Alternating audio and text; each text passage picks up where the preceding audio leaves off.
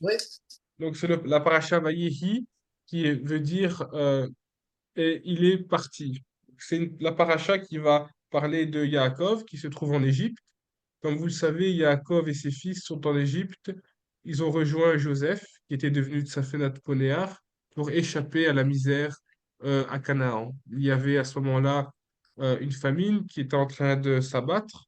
Et donc, les enfants de Yaakov sont partis sous ses ordres pour aller chercher de, du blé, pouvoir échapper à la famine, à la famine. Et c'est à ce moment-là qu'ils ont rencontré leurs frères qu'ils n'ont pas reconnus.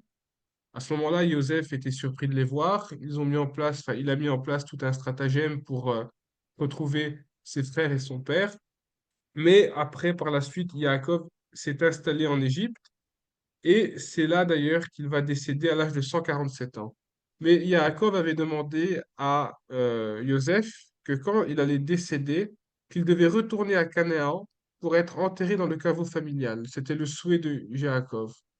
Et Joseph avait demandé la permission au pharaon s'il pouvait prendre son père et l'enterrer directement dans le caveau familial en dehors d'Égypte, chose qu'il a acceptée.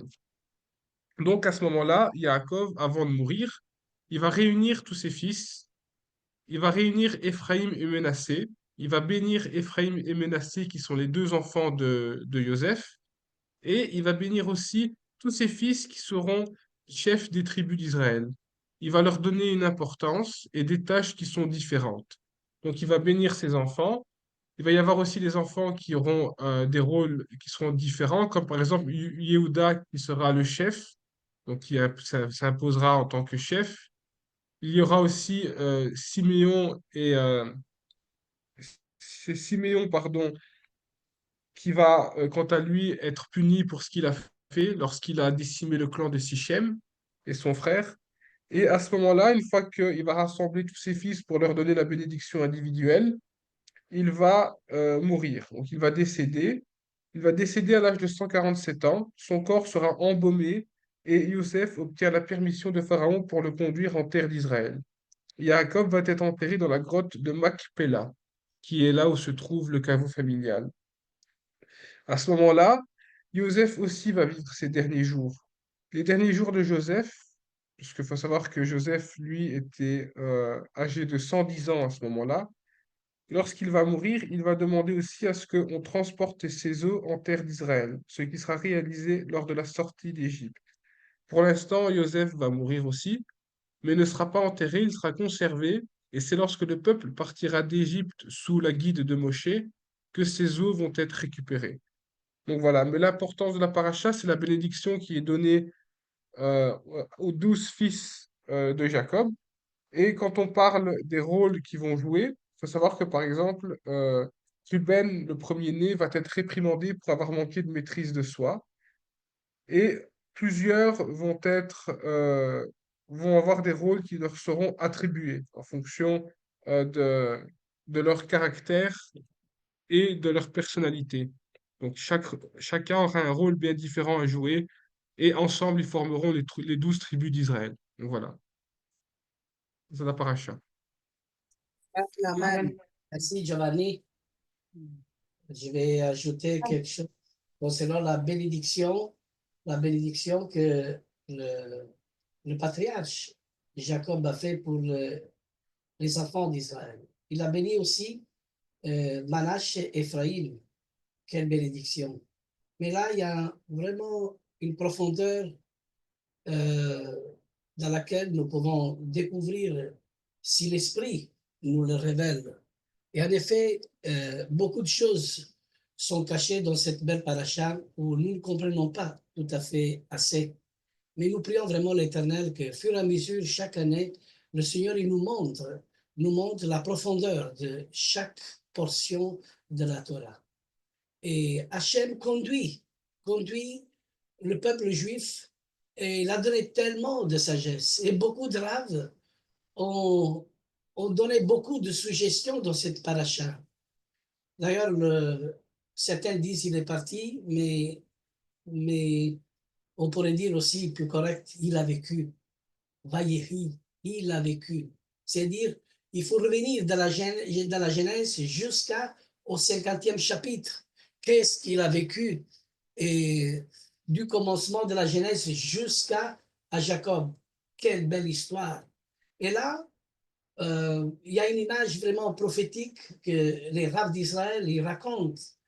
Et ils disent que Joseph, le fils de Jacob, il était au milieu des frères.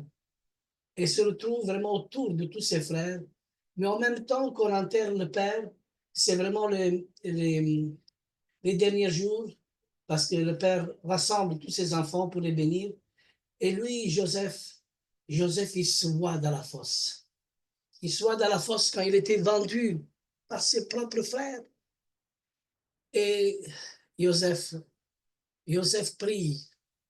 C'est ça que beaucoup ont pensé des raves.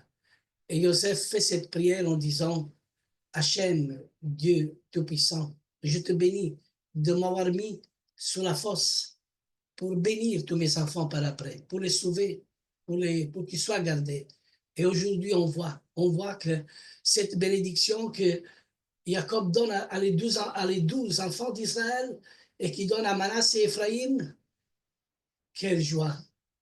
Et vous voyez, quand Jacob il donne la bénédiction à Manassé et Ephraïm, on voit que la bénédiction qu'il donne à Ephraïm est plus haute que celle de Manassé. Mais Manassé, elle ne dit rien, elle accepte. De toute façon, l'Éternel, le Dieu Tout-Puissant, lui, Hachem, il va quand même me bénir, même que Ephraïm a une bénédiction plus grande. Vous voyez, au commencement, il y a eu un meurtre avec Caïn et Abel, et c'était grave ce qui s'est passé. Après, il y a eu Ésav et Jacob. Il n'a pas eu un meurtre, mais on voulait vraiment que ce meurtre arrive, mais il y a eu quand même une amélioration. Et quand on arrive justement à Joseph, on arrive à toute cette souffrance. Et on pourrait dire, de tous ces 50 chapitres de la Genèse, si on fait un résumé de ce qu'il a vécu, on pourrait dire Hachem a toujours gardé son peuple. Alléluia. Alléluia. D'ailleurs, la paracha Vayehi conclut le livre de la Genèse et ce qui conclut et relate les dernières paroles de Jacob, qui bénit ce que je viens de dire, ses deux petits-fils. Et ces bénédictions ne sont pas des simples paroles. Elles contiennent des prophéties pour l'avenir des 12 tribus d'Israël, formant ainsi un fondement pour l'histoire du peuple de l'Alliance. D'ailleurs, le livre de la Genèse ne se limite pas à nous offrir un aperçu de la création, comme on lit à Genèse, ni à relater les récits des patriarches ou de la formation du peuple d'Israël à travers les histoires d'Abraham, Isaac, Jacob et Joseph. Il nous amène dans un voyage à travers les thèmes essentiels et universels. Et c'est ça qu'on doit parler, de ce qu'on a vécu. Et chacun de nous, je crois qu'il y a un vécu derrière notre vie. Et si on examine nous-mêmes, nous pouvons aussi faire un résumé, qu'est-ce que nous avons vécu et maintenant comment je suis devant Hachem. D'ailleurs, si on parle du livre de la Genèse, qui est composé de 50 chapitres, ici j'ai une paracha que j'ai reçue de Ruth, hein, que j'ai devant moi. C'est vraiment très bien ce que le frère qui l'a écrit, le juif messianique. Et il décrit qu'il y a 78 064 lettres hébraïques, c'est-à-dire rien que dans la Genèse. Il y a toutes ces lettres. Et ce livre inaugure le grand récit de la révélation divine. C'est-à-dire, on peut dire que toutes ces lettres de la Torah, c'est un trésor divin. Chaque lettre, c'est un trésor divin. Chaque lettre. De la lettre Aleph jusqu'à la lettre Tav. Tav qui est la signature. Tav qui est vraiment le chiffre 400. Et le 400 nous amène aussi à les 400 ans d'esclavage du peuple juif en Égypte, qu'est-ce qu'il a vécu? Qu'est-ce qu'on pourrait dire de ce qu'il a vécu?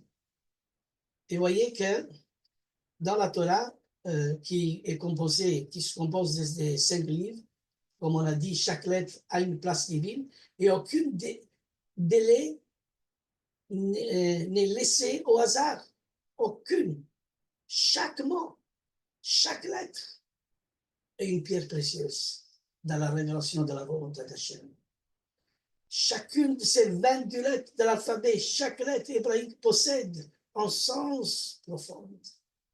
Elles ne sont pas seulement des symboles linguistiques, mais sont vues comme des étincelles spirituelles, représentant différents aspects de l'univers et de l'âme humaine. Mais chaque âme aurait une lettre.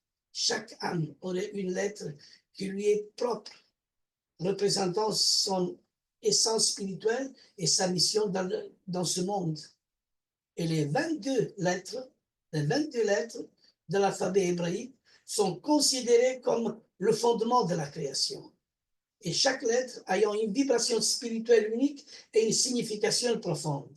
En effet, la Torah est en tout indivisible. Comme je viens de dire, chaque lettre est essentielle. Et si une seule lettre est incorrecte ou manquante, le Sefer Torah est invalide, impossible. Tout peut être parfait, tout, comme le Messie, il est parfait. La parole divine est Yeshua, et tout est parfait, il n'y a rien qui manque. Et même lui-même, il dit, le ciel et la terre passeront, mais pas ma parole, même pas un seul iota, tout doit s'accomplir. Et cela reflète la vision selon laquelle chaque élément de la Torah, aussi petit soit-il, a une importance capitale. Alléluia. Et d'ailleurs, il y a les lettres de El Messie et la révélation divine. Et chaque lettre de la Torah est considérée comme un élément vivant du corps spirituel de la Torah. Vous imaginez, nous avons en fonction de tous nos os chaque commandement de l'Éternel. C'est incroyable. Et si le Messie est vu comme la Torah incarnée, alors les lettres de la Genèse, en particulier, révèlent son rôle dans la création et la rédemption.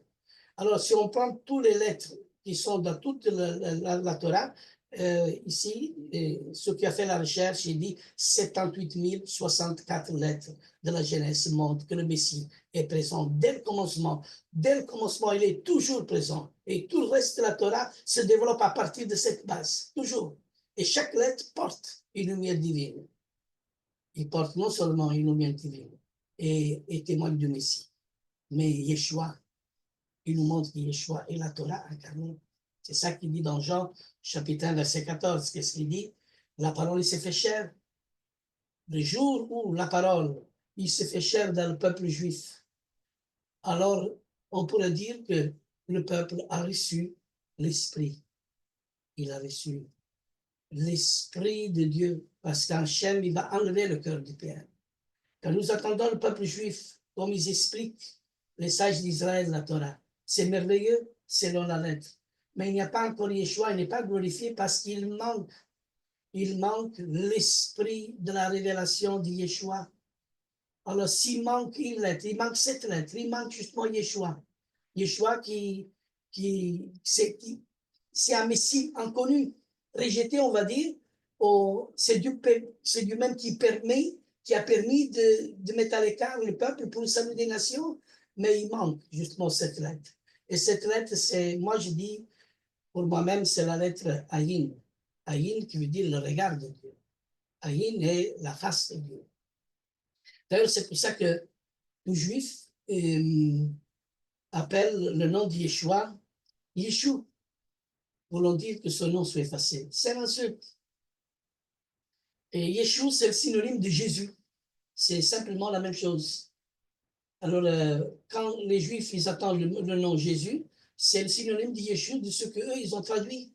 Et qu'aujourd'hui, nous collons derrière cette traduction de Jésus au Yeshua. Mais il manque la lettre Aïn, il manque cette lettre. C'est pour ça qu'il n'est pas complet. Et quand la lettre Aïn va s'installer, alors tout est complet. Parce que Aïn veut dire le regard de Dieu, l'œil de Dieu. Alors, c'est pour ça que dans la bénédiction aronique, quand on bénit le peuple, quand on bénit tous les enfants d'Israël, Nombre 6, 23, il dit, c'est ainsi que vous bénirez les enfants d'Israël. Quand vous les bénirez, vous leur direz. Et alors, nous faisons cette prière en hébreu. Yevarechecha Adonai Nismerecha, Yaher Adonai Panav Elecha. Panav ou Panaïm. Tourne ta face et tu nous accordes la paix. C'est-à-dire, il y a une face qui est tournée et le peuple juif prie tous les jours et ils bénissent tous les enfants d'Israël et ils disent, tourne cette face et tu nous accordes la paix. Mais quelle est cette face? C'est la face de Yeshua. Je vais vous raconter un bon témoignage que j'ai reçu hier matin d'une sœur qui s'appelle Brigitte, qui habite en Roumanie. J'espère peut-être l'année prochaine d'y aller encore une fois en Roumanie et reprendre la connexion entre la Belgique, Mishpacha et Mishpacha Roumanie.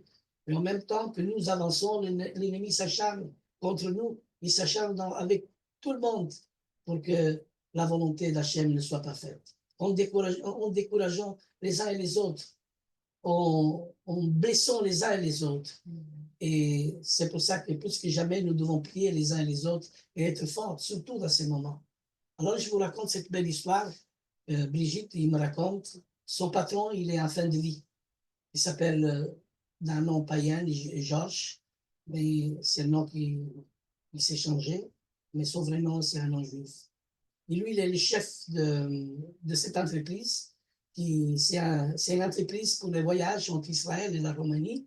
Il y a beaucoup de clients, il y a beaucoup de travail, beaucoup de personnes qui font ce voyage vers Israël. Et aujourd'hui, il est presque atteint, je ne sais pas s'il est encore vivant, de cette grave maladie. Et il m'a téléphoné, il m'a cherché un peu partout, par Facebook, partout, il ne savait plus mon numéro de téléphone. Et enfin, il m'a retrouvé, elle était tout contente. On a parlé un petit peu et en me disant, ça fait 20 ans, Roy Lorenzo, ça fait 20 ans que tu es venu en Roumanie, on a eu tant de bénédictions et aujourd'hui je te retrouve, s'il vous plaît, et il faut que le contact revienne encore. Voilà que, pour faire la longue histoire courte, on a prié pour Georges et il me raconte, tu sais, j'ai écrit à Georges et j'ai écrit Ésaïe chapitre 53 en disant de qui parle Ésaïe 53. Et Georges dit, ça parle des souffrances d'Israël, mais ça parle aussi du Messie. Bien correct, ce sont les enseignements que dans cette semaine, j'ai enseigné. Il faut bien écouter passage par passage ce que le roi Lorenzo a enseigné. C'est vraiment un très bon enseignement. Et Brigitte dit au chef, Georges, qui est ce Messie selon toi? Et Georges dit, je ne peux pas te le dire. Vous voyez la barrière qu'on met. S'il manque une lettre, il y a une barrière. Il y a une barrière. S'il y a quelque chose que nous faisons très mal, même dans le corps de Mashiach, même dans le corps de Mishpacha, il y a toujours une barrière et le corps souffre tout entier. C'est clair. C'est pour ça qu'une famille, une Mishpacha doit être toujours unie. Mais aujourd'hui, si nous, on veut faire un résumé de ce que nous avons vécu et on le met en parallèle avec cette paracha, de ce que cette paracha nous montre. Il a vécu. Qu'est-ce que nous avons vécu? Combien de souffrances? Combien de bénédictions? Mais en même temps, aujourd'hui, peut-être on se retrouve dans une fosse, mais Joseph était délivré de la fosse.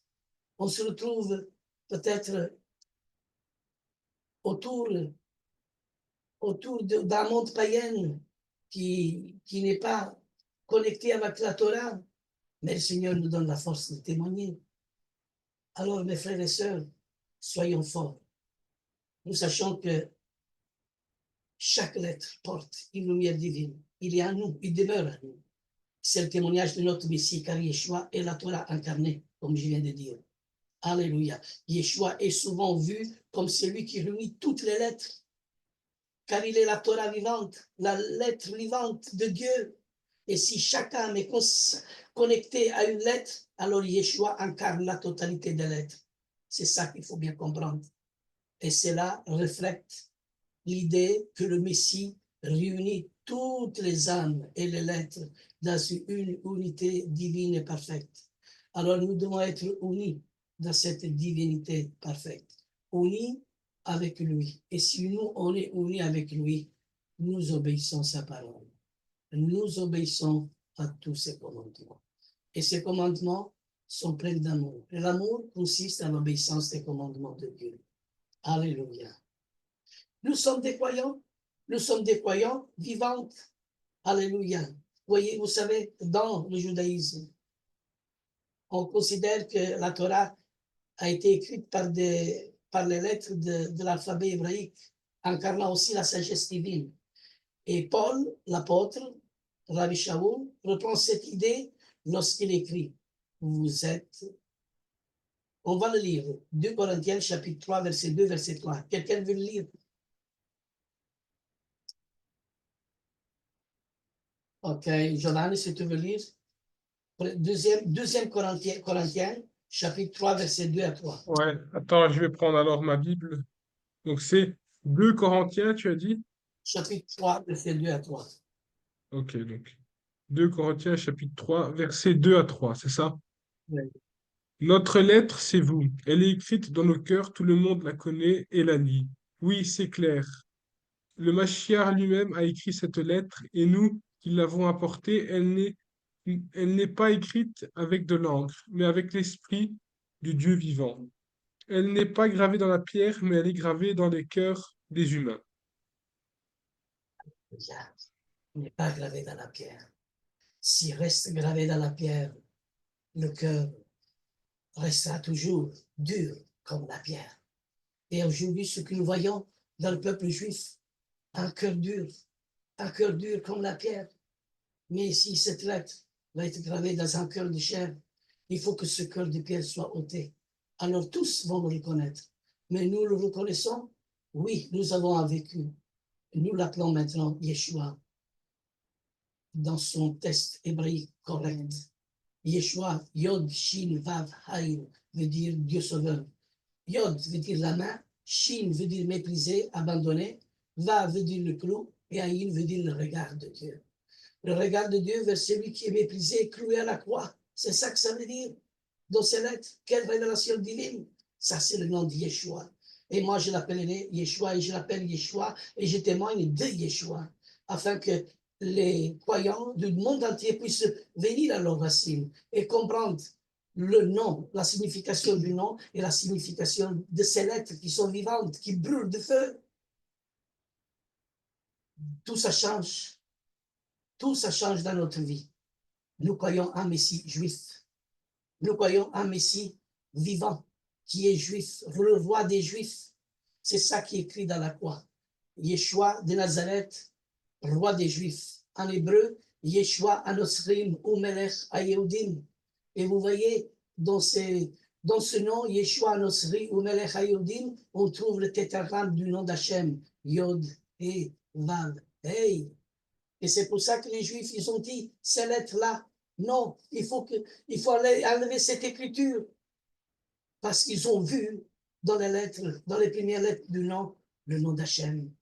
Ce qui est écrit restera écrit. L'Esprit encore nous conduit encore aujourd'hui, pour chacun de nous, dans cette paracha, Vayehi. Et vivant selon l'enseignement de Yeshua, nous devenons les porteurs de la loi. C'est-à-dire, nous enseignons la loi divine, écrite, non sur les tables de pierre, mais sur les tables de notre cœur.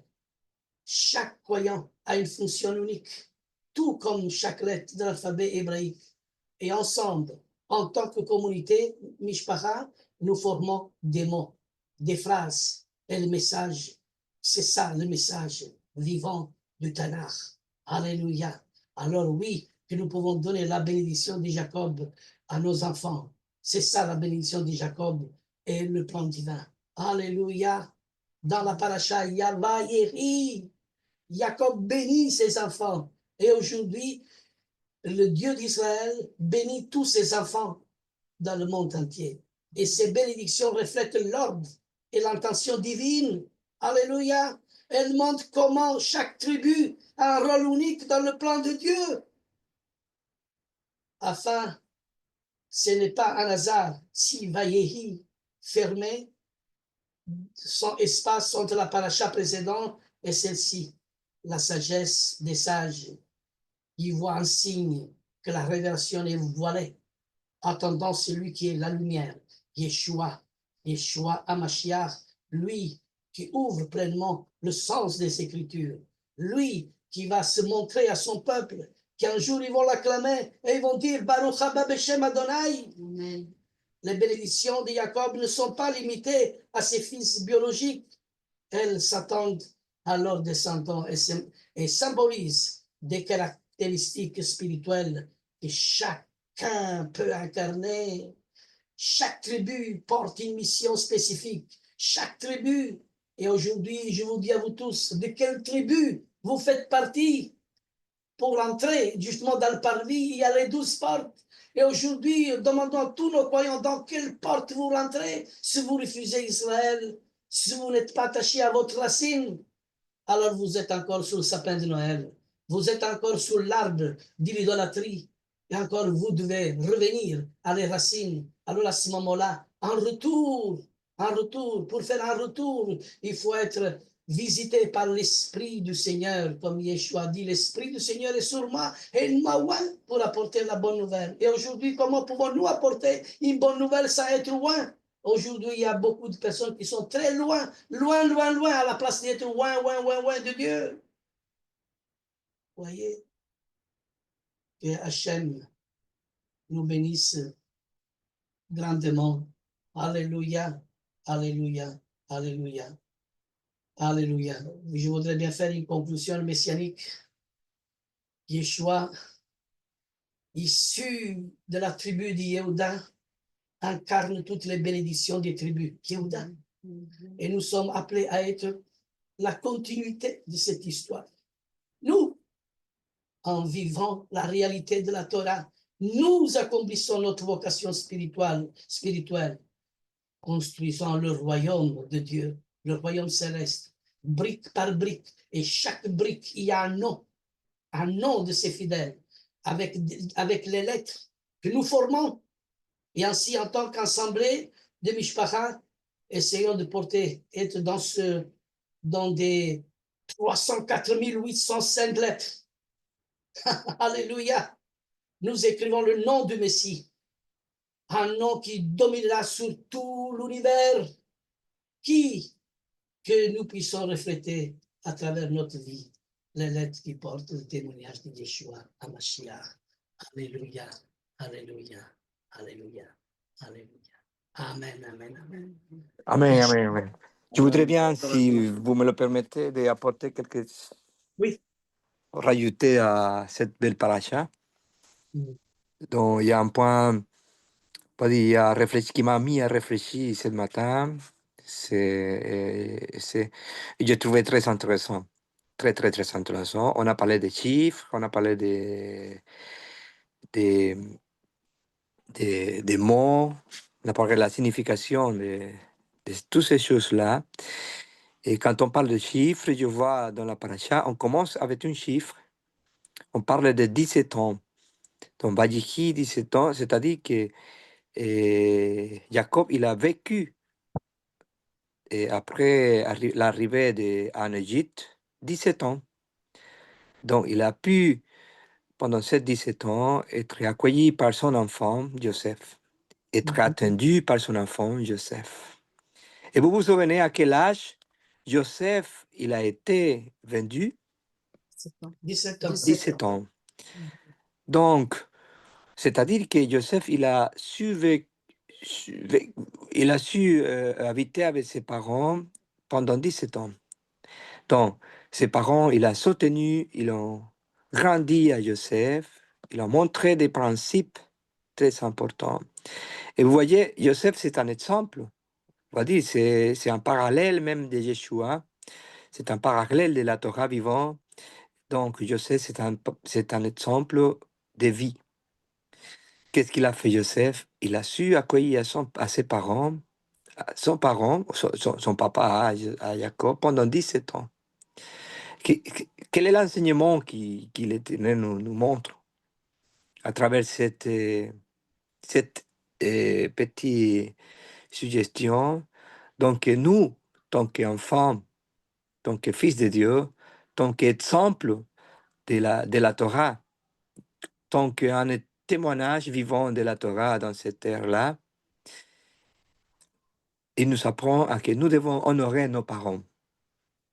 En fait, c'est un des promesses, un des 10 promesses que même Dieu même, il a écrit avec son propre doigt. Il a dit, honorez vos parents. Amen. Et pourquoi? Il y a derrière ça, il y a une promesse. C'est quoi? Que si vous honorez vos parents, vous allez avoir quoi? Des années, des vies. La De vie longues... sans péché. Voilà, Comme on dit, les années de vie, ils nous sont donnés, Dieu donnera encore des années en plus pour ceux voilà. qui sont nos parents. Amen, merci. Amen. Et voilà, c'est quelques conseils pratiques qui m'ont mis à réfléchir parce que des fois, ouais, on voit combien de temps, moi-même, hein, dans ma vie, je me mets là-devant, combien de temps nos parents, ils nous ont grandi, ils nous ont supporté, on va dire, notre comportement, notre désobéissance.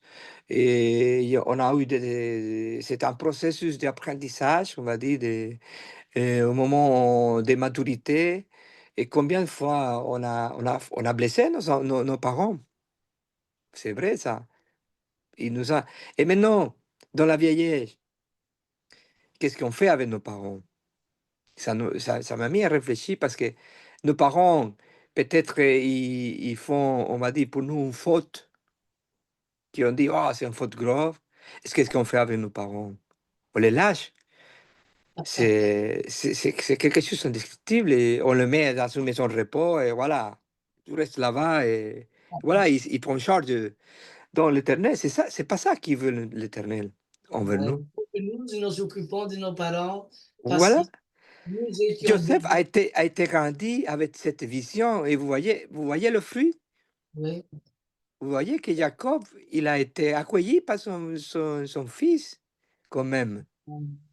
C'est bon. Donc, ça va être une bénédiction quand on fait grandir nos enfants dans la Torah, dans le chemin de l'éternel, parce que après, on va avoir besoin de nos enfants.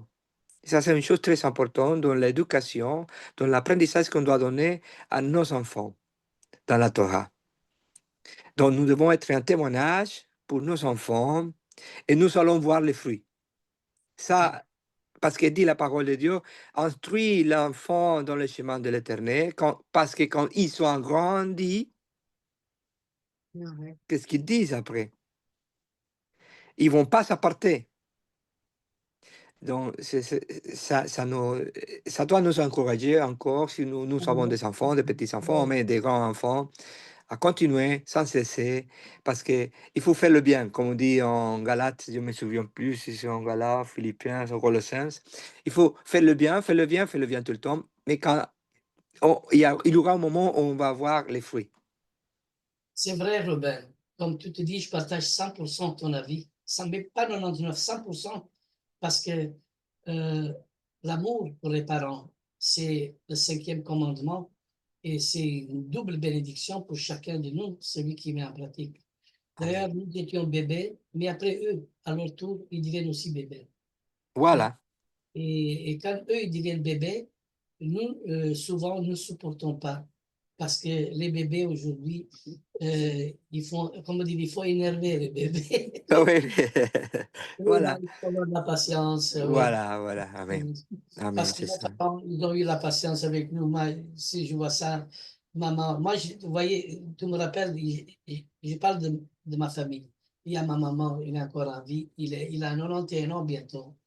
Alors, tu sais, ma soeur qui n'est pas croyant au Seigneur, mais il est d'exemple vraiment pour tout le monde. Elle, il dit, ma maman, elle m'a grandi.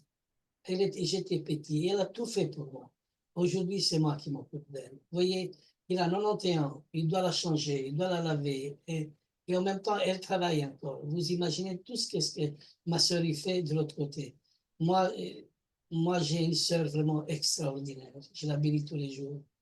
Alors, grandissons, comme Ruben vient nous dire, avec l'amour de Dieu. Si on a l'amour de Dieu, nous avons l'amour de nos parents.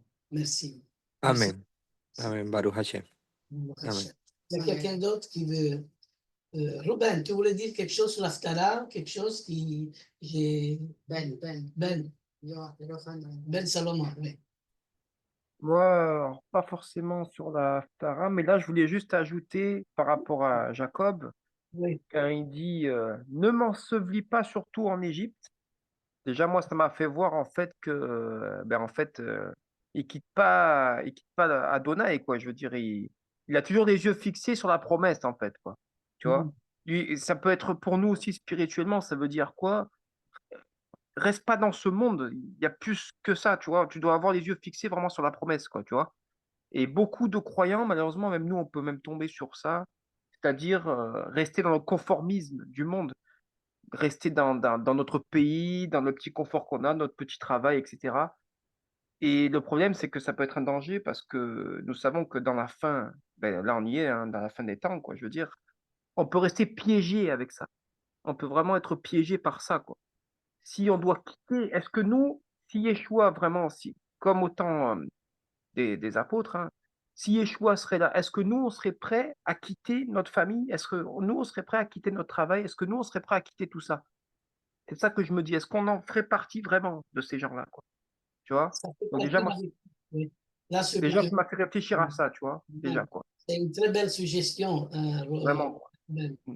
Merci beaucoup. En tout cas, comme c'est écrit dans Matthieu, je ne sais pas si c'est 16, 24 ou 24, 16, hein, des fois je fais le contraire. Yeshua, il dit, c'est lui qui est mon disciple, qui renonce à soi-même, qui prend sa croix et me suive. C'est dire, c'est là qu'il commence, c'est là que tu dois partir. Suivre Yeshua, il est parti. C'est dire poursuivre qui? Poursuivre Yeshua. Et il a vécu. Et là, on peut vraiment parler de ce que nous avons vécu. Figure-toi que même dans l'Apocalypse, il est écrit d'où il vient toute cette grande personne. Et, ben, ils ont vécu leur témoignage dans le passé. Et là, le passage, il dit, ils viennent de la grande tribulation, ils viennent dans les grandes souffrances. C'est vrai que des temps difficiles vont venir, Ben. Et, et il a quand même une grande foule qui sont prêts à dire oui, ils sont prêts à mourir parce que c'est écrit dans la Révélation. Le moment voulu, le Seigneur réveillera la conscience, l'Esprit de Dieu va se répandre sur toute chair dans la maison d'Israël. Et ceux qui appartiennent à Israël, l'Esprit sera là, il donnera la force. Mais alors restons toujours unis à la parole et demeurons dans la parole. Merci. Faut vraiment être prêt, quoi, je veux dire. Parce que quand tu vois que même eux, dans le peuple juif, je veux dire, il y en a beaucoup qui sont aux États-Unis, qui vivent bien, quoi. Et qui sont pas prêts à faire leur alia, tu vois. Ils sont pas Ils pour sont la pro dans Mia, je la connais beaucoup, ils sont sont très bien, bien là-bas, ils veulent pas tu vois. retourner, tout ça. Et tu sais pourquoi? C'est le Le matérialisme. bien-être.